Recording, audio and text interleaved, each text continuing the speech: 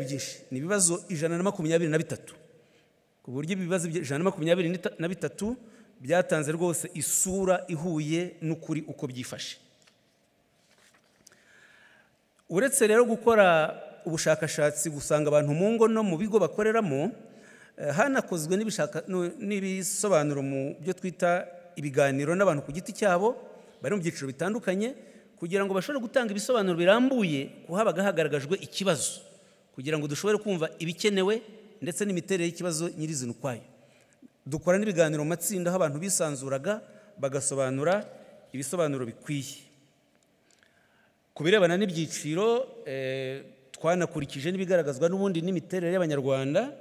Abagore nibo benshi, umubare wababajijwe ni 52%, abagabo 48%, urubyiruko ni 47%, hanyuma abakuru ni 53%. Ku birebana n'amashuri, ndiho ndabicamo n'ibintu kanka, abenshi babajijwe n'abize amashuri abanza. Si ukuvuga yuko twabatoranyaga twabigambiriye, ahubwo mu bibazo habazwaga umuntu amashuri yize uko angana. Abize amashuri abanza rero nibo bagaragaye ko aribo benshi 38%, ayisumbuye 26%, abatarageze mu ishuri 21%, abize kaminuza 14%, amashuri y'ubumenyi ngiro nibo bakeya ni 2%. Ku bijyanye n'amadini, nabwo amadini ntitwayatoranyaga ku bushake, ahubwo twabazaga buri muntu idini arimo cyangwa se niba ntaryo.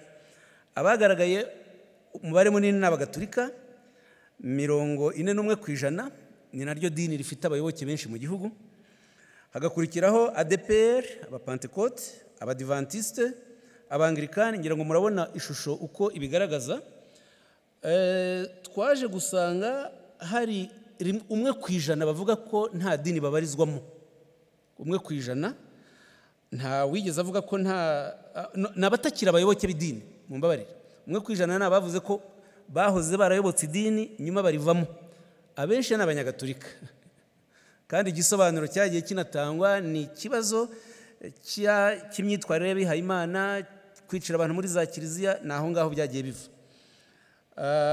Nta batubwiye ko badafite idini, ndetse ab'idini gakondo ntabo twabonye. Ku birebana rero na hariya menya bidasomeka neza ku bari kure, ariko ndabisobanura. Ubushakashatsi bumaze kurangira, twarebye ingingo zagarutse kenshi abantu bagiye bagaragaza yuko zibafasha gushimangira ubumwe bw'Abanyarwanda. Ingingo zigaruka kenshi zerekana ko zibafasha mu kubaka ubumwe bw'Abanyarwanda. Iyagarutse cyane nirebana nuko bumva ko bafite ubutwari no gukunda igihugu. Ubutwari no gukunda igihugu mu Banyarwanda niyo ngingo yaje ku isonga ku gipimo cya 98.7%.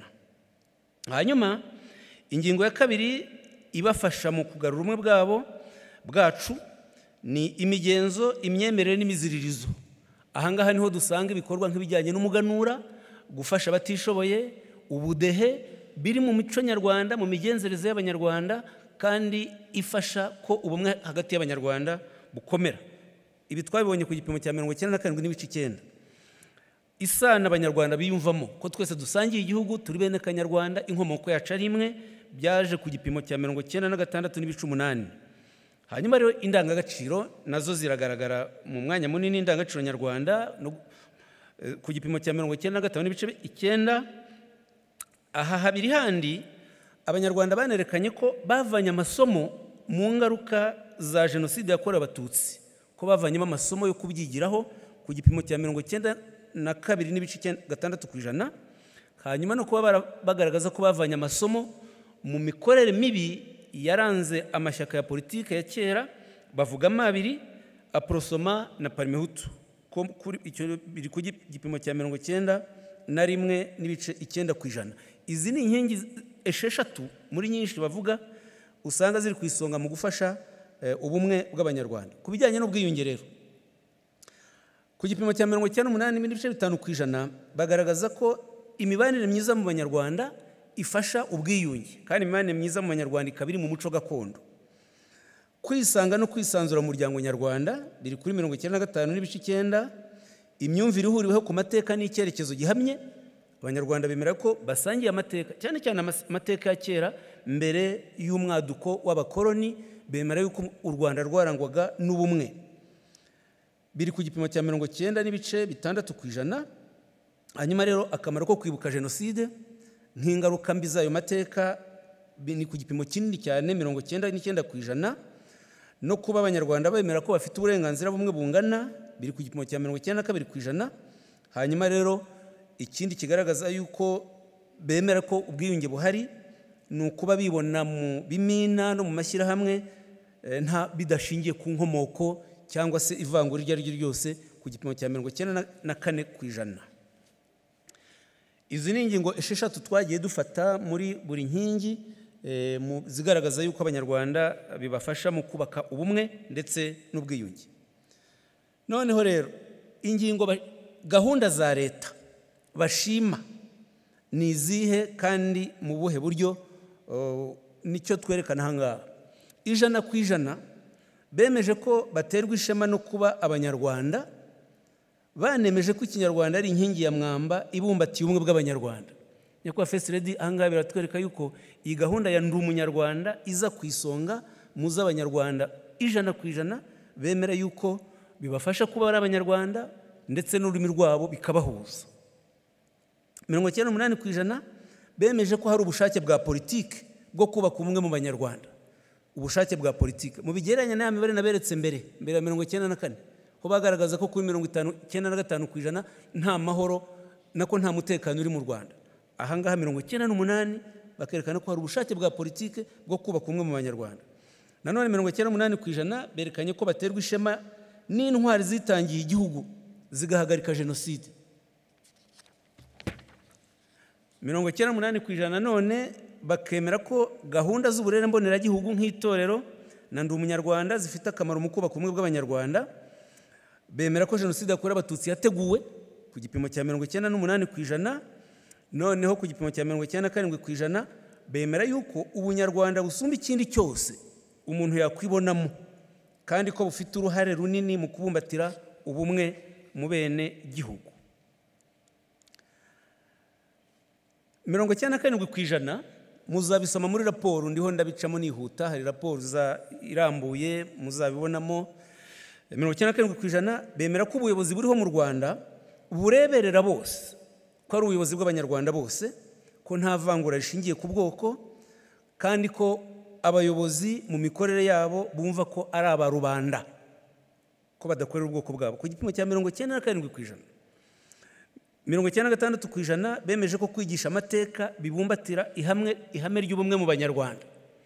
Ibi biravuguruza imvugo zimwe na zimwe cyangwa inyandiko zijya zigaragara ku mbuga nkoranyambaga zabumva ko kwigisha amateka cyangwa se kuyasobanura uko yagenze nubwo hari ibibabaje birimo, ko ibyo bintu atari ngombwa, ko dukwiye kuvuga ibyiza gusa tutavuze aho twavuye. Murabona ko 96% n'abanyarwanda bemera ko amateka agomba kwigishwa urubyiruko n'abato uko yagenze. 96% bemeje ko abanyarwanda bose bahabwa amahirwe angana ku byiza by'igihugu. Amahirwe angana ku byiza by'igihugu byose, haba uburezi n'izindi gahunda za leta. Ingingo rero nanone habajijwe ibigaragara ko byashenye ubumwe bw'abanyarwanda cyane. Ibyashenye ubumwe bw'abanyarwanda kurusha ibindi. 93% bemeje ko mu ntangiriro y'isenyuka ry'ubumwe bw'abanyarwanda amashyaka ya Prosoma na Parimehutu ari afite uruhare mu kwimika irondabwoko, ivangura n'amacakubiri. Aya mashyaka ibisigisigi byayo ntibiraranduka, biracyagaragara no mu rubyiruko rwose nubwo hashize imyaka, ariko imbuto mbi yabibye ntaho ntiracika. 93% none bemeje ko ishyaka rya MRND ryari ku butegetsi kugeza 94 ryagize uruhare mu gusenya ubumwe bw'abanyarwanda ku gipimo kimwe cy'amashyaka 93. Urundi rugero nini ni igipimo cy'abize. Abiza bitwaga intiti, injijuke, ko 93% bemeje ko abize aribo bagize uruhare mu gutegura no gushyira mu bikorwa jenoside yakorewe abatutsi. Injijuke biraduha isomo rero twebwe abiga cyangwa barangije amashuri uburyo tugomba kuba urumuri rw'abaturage. 88%, iki ndaza kukigarukaho, bemeje ko urubyiruko rwagize uruhare muri jenoside yakorewe Abatutsi. 88%, ndaza kugisobanura mwanya uri imbere. Noneho ngira ngo mwabonye ko ibi bipimo byarazamutse rwose. Twashatse no kubaza muri bya biganiro twagiranye n'amatsinda yihariye kureba impamvu abanyarwanda babona ko impamvu ibipimo bizamuka. Batugaragarije rero ko inyinshi zishingiye ko ari uko hariho gahunda za leta zo kubanisha abanyarwanda, hakaba kandi hariho gahunda za leta zo guha abanyarwanda amahirwe angana, gahunda za leta zo kurwanya akarengane n'ivangura, hanyuma kunoza imitangire ya serivisi ndetse na gahunda z'isanamitima, gahunda nziza z'ubutabera kuri bose no kuzamura imibereho y'abaturage mu buryo budaheza. Hano twashatse kureba ingingo 5 zatumye ibipimo bizamuka abaturage bishimiye, ni izi ngizi twazibonye uko zikurikirana kuri iyi slide. Igipimo gikurikiye rero ni ikirebana noneho n'uturere. Hano ku bijyanye n'uturere, nyakubahwa First Lady, icyo tubona ni bitoya hariya, ariko akarere kaza ku isonga. Twatandukanyije inkingi ubumwe n'ubwiyunge kugira ngo turebe uko zuzuzanya. Ku nkingi y'ubumwe, akarere kari ku isonga ni akarere ka Kayonza, 98%. Ariko icyo navuga muri rusange ni uko kaba akarere kari ku isonga n'akarere gasoza. Ntabwo navuga ka nyuma, ntidukoresha ka nyuma, turavuga gasoza. Agasoza ni akarere ka Rusizi, kari kuri 92.1%. Icyiza kigaragara kinini ni uko mubona ko nta karere na kamwe mu Rwanda ku nkingi y'ubumwe bw'abanyarwanda kari munsi ya 90%. Ibi nabyo twabiha amashyi rwose. Ni ishusho rwose nziza. Noneho iyo turebye utu turere nuko dukurikirana, dusanga uturere 3 tuza mu myanya 5 ya mbere ari utwo mu ntara y'Iburasirazuba. Akambere ni aka Kayonza, Ngoma ni aka 2, hanyuma Kirehe ni ya 5. Uturere 3 two mu ntara imwe y'Iburasirazuba tuza mu myanya 5 ya mbere, 2 tuza nanone mu myanya 5 ya mbere, tundi n'utwo mu ntara y'Amajyepfo, Ruhango ku mwanya wa 3 na Nyanza ku mwanya wa 4. Hanyuma umujyi wa Kigali ni ukuminjiramo ifu itaragafu. Umujyi wa Kigali rwose baza ku myanya iri kure.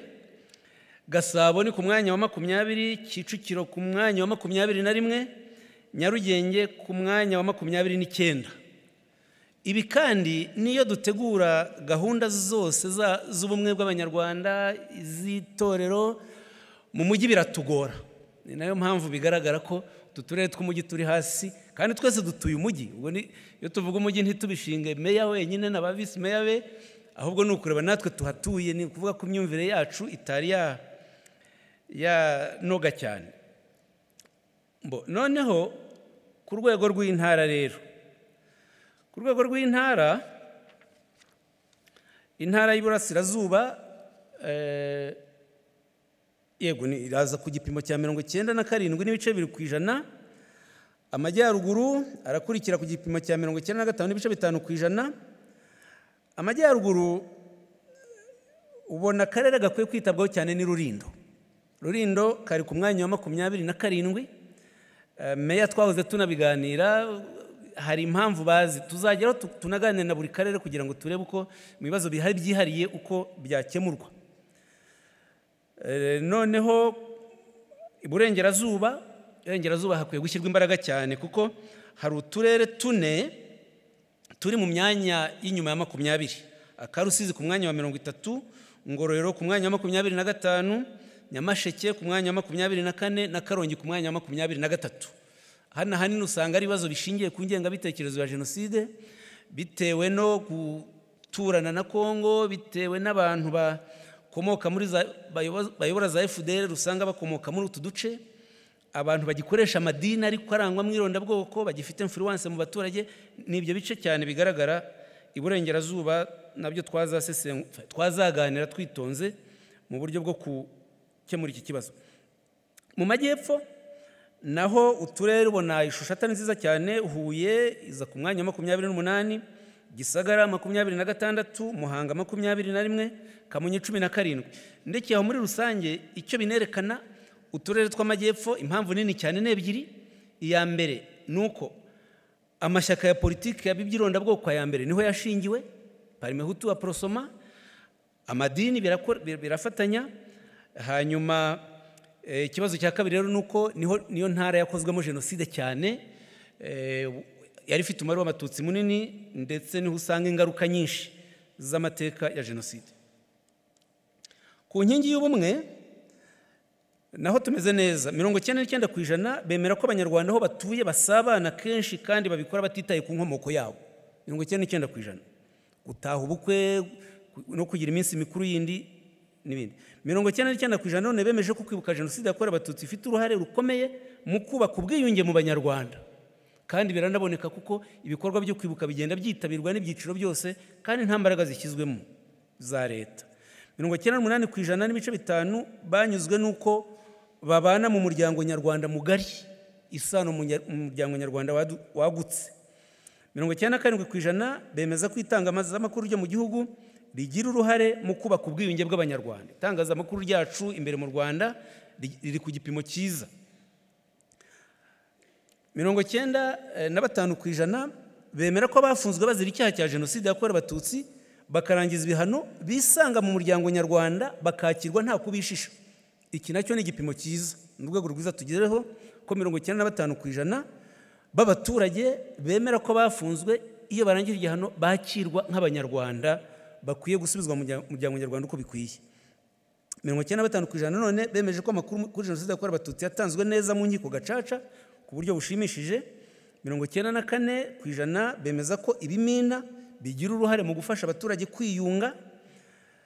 94% none bemeza ko abaturage aho batuye bagira uruhare mu bikorwa na gahunda bigamije kubanisha neza abanyarwanda. Inkingi ya gatatu ni inkingi y'ubudaheranwa. Iyo nabisobanuye yuko nibwo bwa mbere ikozweho ubushakashatsi, niyo mpamvu bisa nkaho bigaragara ko ikiri hasi gatoya, kuko ubudaheranwa nabivuze nibwo bufasha abanyarwanda mu kubumbatira ubumwe ndetse n'ubwiyunge. 99% bemeje ko imiterere y'ubuyobozi buri mu Rwanda idaheza abanyarwanda, bityo bigafasha abanyarwanda gushimangira indangagaciro budaheranwa. 99% none bemera ko ingamba z'ubukungu z'igihugu zizirikana ibyiciro by'imibereho bitandukanye kandi ko zidaheza, kugeza ibikorwa remezo hose, amazi, umuriro n'ibindi ntibiheza. Babyemera kuri 99% bakanabishima. 98% bemeje ko u Rwanda rwimakaza umuco w'ibiganiro, nk'iyi nama turimo, umushyikirano, umwiherero n'ibindi. Kandi 98% none bemeje ko abaturage bahagarariwe mu nzego zifata ibyemezo kandi ko bazibonamo. Iyi nkingi y'ubudaheranwa muri rusange iri kuri 90.8%.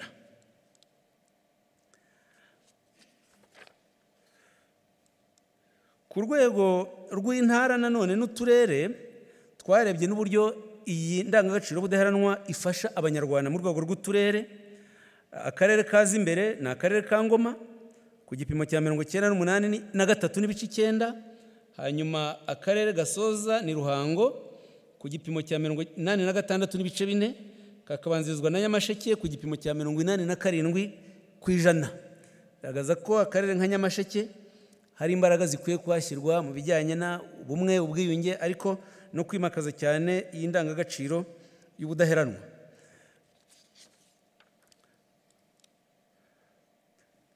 Ibi nanone biratwereka ishusho rusange uko intara zikurikirana. Iburasirazuba bari imbere, umujyi wa Kigali hano biraza imbere nanone gatoya ku bijyanye n'ubudaheranwa, amajyepfo, amajyaruguru, hanyuma uburengerazuba. Ku rwego rw'intara biracyaboneka ko ibi bikorwa byo gushimangira ubumwe bw'abanyarwanda n'ubwiyunge himakazwa indangagaciro y'ubudaheranwa bwabo. Iburengerazuba dukwiye kuhashyira imbaraga nyinshi. Ibi byinshi mu bipimo rero tugereranyije nuko ibipimo byari byifashe muri 2020, byinshi byarazamutse rwose. Murabona ko nko ubufatanye mu banyarwanda bwari kuri 92%, ubu biri kuri 99%. Uruhare rw'ubuyobozi n'abaturage mu bikorwa byubaka igihugu byari kuri 90%, ubu tugeze kuri 97%. hanyuma gusaba imbabazi no kuzitanga ku cyaha cya jenoside byari ku gipimo cya 95%, ubu turi 98%.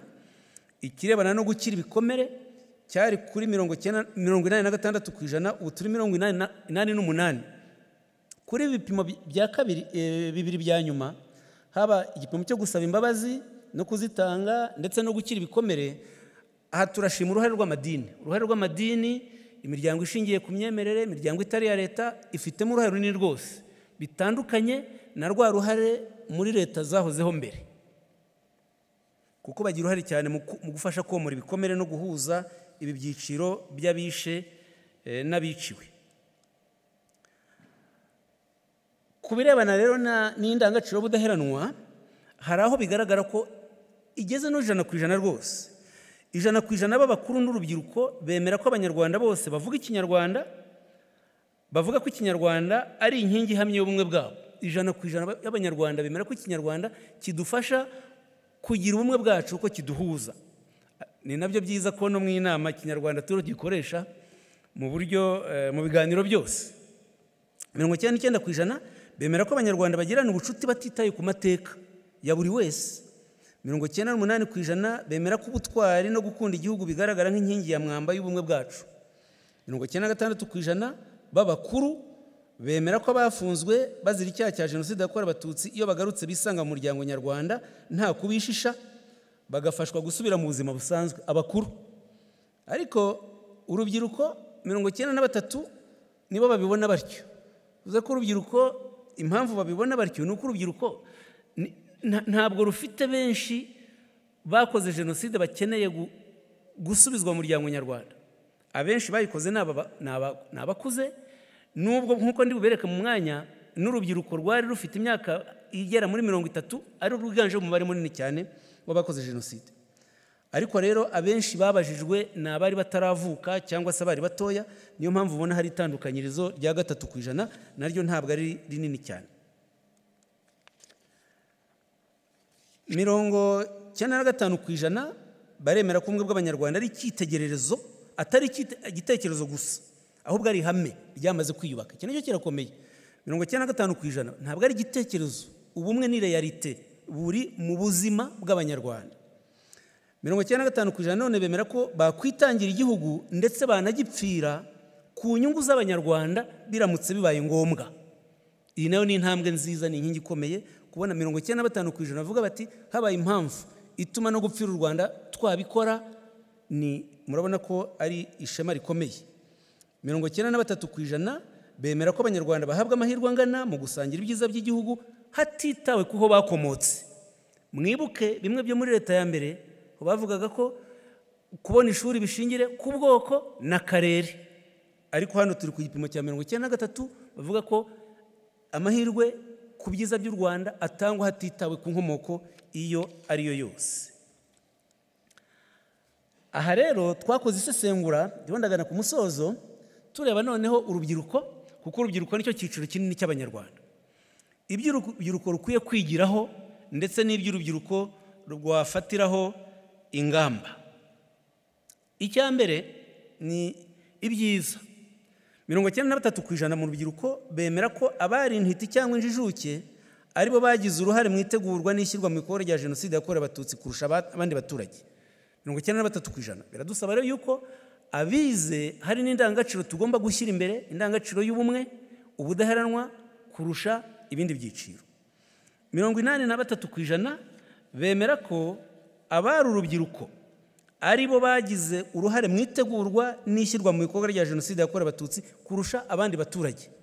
Aha navuze ko ndi buhasobanure, wenda bishobora kuba bibatangaza, ariko iyo ngiye kubaha nk'urugero nifashishije abantu bahamijwe ibyaha ku rwego mpuzamahanga, imyaka bari bafite. Uwitwa Sharon Ntahobari nafasha bahamijwe ibyaha n'urukiko rwa Arusha. Sharon Ntahobari yari afite imyaka 24, ni umuhungu wa Nyiramasubuko na Ntahobari Maurice. Imyaka 24, mwumva ari mu iki cyiciro cy'urubyiruko. Padiri Seromba, uyu muramuzi yakoze jenoside Inyange, yari afite imyaka 31. Minisitiri Ngirabatware wari minisitiri w'imigambi ya leta yari afite imyaka 37. Kambanda Yohani wari minisitiri w'intebe yari afite imyaka 39.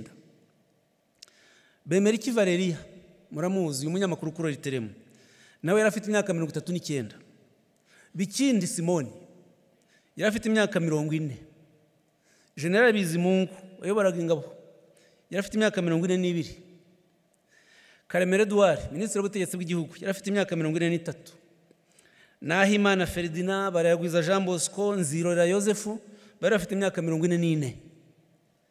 Abari bakuze nibo mbarwa. Bagosora yari afite imyaka 53. Nayo si myinshi 53. Ngirumpatse Matayo yari afite imyaka 55. Nyiramasuhuko yari afite imyaka 48. Wabarutaga n'isindi ku bwabo wari ufite imyaka 66. Aba bantu abenshi ntabwo ari mu cyiciro cy'abantu rwose bakuze, niyo mpamvu no kubabona mu rubyiruko murumva benshi b'imyaka 30 na.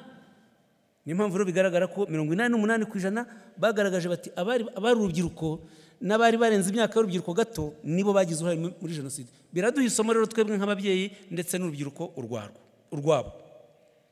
81% b'urubyiruko bemera ko ubukoroni bw'Ababiligi aribwo bwateye ibibazo byashenye ubumwe bw'Abanyarwanda.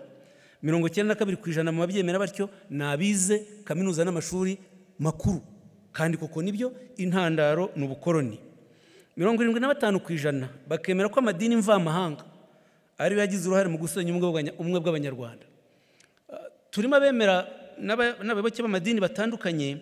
Uyu mubare wa 75% ugaragaza ko amadini yaje atwigisha Imana yashenye u Rwanda ku gipimo cya 75%. Ntabwo ari bitoya, bikwiye kuduha isomo ku imiyobokere cyangwa se kwinjira no kuyoboka amadini y'iki gihe no kuyabamo abayoboke tutabayemo abafana cyane. Noneho rero ibyo urubyiruko rukwiye kwigiraho, 75% bemeza ko ingengabitekerezo ya jenoside, guhakana no gupfobya jenoside yakorewe Abatutsi bitagaragara mu gace batuyemo. Ibi ni byiza. Urubyiruko ruvuga ruti kuri 70% ko nta ngengabitekerezo ya jenoside babona aho batuye. Birerekana ko imibanire ari myiza kandi ingengabitekerezo ya jenoside igabanuka koko. Ariko aba ni abaturage muri rusange babyemeza batyo. 28% b'urubyiruko bo bakavuga ko ihari. Menya nayo mbyitiranyije. 70% muri rusange by'abaturage bemeza ko nta ngengabitekerezo ya jenoside ihari, gupfobya no guhakana jenoside yakorewe Abatutsi, ariko wabaza mu rubyiruko rwihari bakabonamo 28% bayibona. Abane nabo bajya bavuga bati abakuru nibo bayitwigisha. 68% bemera ko imbuga nkoranyambaga zo mu gihugu zigira uruhare mu kubaka ubwiyunge bw'Abanyarwanda. Ibi nabyo ni byiza nubwo bikeneye kuzamuka. Ikibazo kiri mu mbuga nkoranyambaga zo mu mahanga, niho bagaragaza ko inyinshi zitagira uruhare mu kubaka ubumwe n'ubwiyunge mu Banyarwanda. Ariko hari na 29% bavuga ko ntacyo babiziho. Aha bikagaragaza yuko imikorere n'imikoreshereze y'imbuga nkoranyambaga tutarayisobanura ku buryo buhagije kugira ngo abantu yumve cyane cyane urubyiruko bamenye ibyiza birimo ndetse no kurwanya ibibi bihakorerwa. Dukomeje kubikwiye kwitabwaho rero nsoza.